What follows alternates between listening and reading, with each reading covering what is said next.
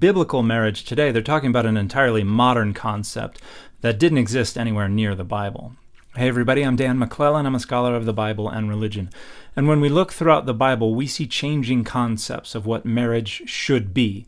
Now, there are features that are consistent throughout, and there are other features that change. An example of a consistent feature is the conceptualization of marriage as transactional. This is money changing hands between men in order to purchase and possess the sexual availability and the reproductive capacities of a woman. Now, when we look at the things that change, these are things that are changing because the broader social norms and conventions are changing. And this is an important point. What the Bible considers to be ideal marriage is always socially contingent. It never transcends society. So one thing that changes is polygamy. In the Hebrew Bible, polygamy is normative. It's not the majority of marriages in ancient Israel and Judah and among the Judeans because most people couldn't afford it. But for those with the means, it was perfectly acceptable.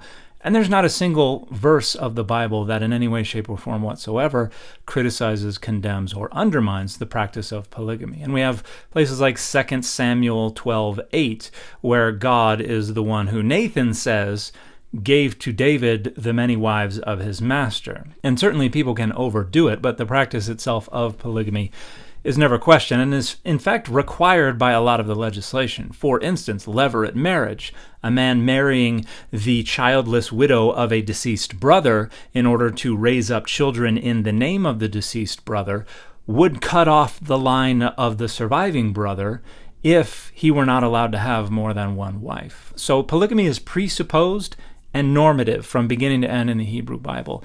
It is not in the New Testament, and that is because the Greco-Roman world rejected polygamy, and so early Christians and many Greco-Roman period Jewish folks did the same.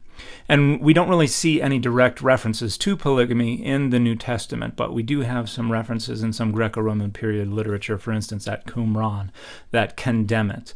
Another thing that changes is the conceptualization of adultery. Because in the Hebrew Bible, it was not considered adultery for a married man to go patronize a sex worker or to have sex with a woman who was neither engaged nor married. It was only adultery if he engaged in intercourse with a married woman.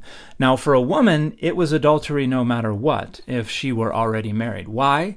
Because she is the sexual property of another man, and that was the main concern. When we get into the New Testament, there is some parity that has been achieved regarding sexual expectations of men and women, and that's primarily the result of broader Greco-Roman social norms and conventions, and primarily those coming from more conservative Greek philosophical movements. And so we actually have a push for celibacy on the part of Paul and on the part of the author of the Gospel of Matthew, for instance, who praises those who make themselves eunuchs for the sake of the kingdom of heaven, and suggests that there will be no marrying or giving in marriage in the heavens because everyone will be like the angels of heaven who were understood to be ideally asexual. And so the concept of marriage in the New Testament is not even consistent from author to author and is very different from the concept of marriage in the Hebrew Bible. And none of it is the concept of biblical marriage that is promoted by conservative Christians today, because that is an entirely modern innovation that didn't exist anywhere near the Bible. And the fit for this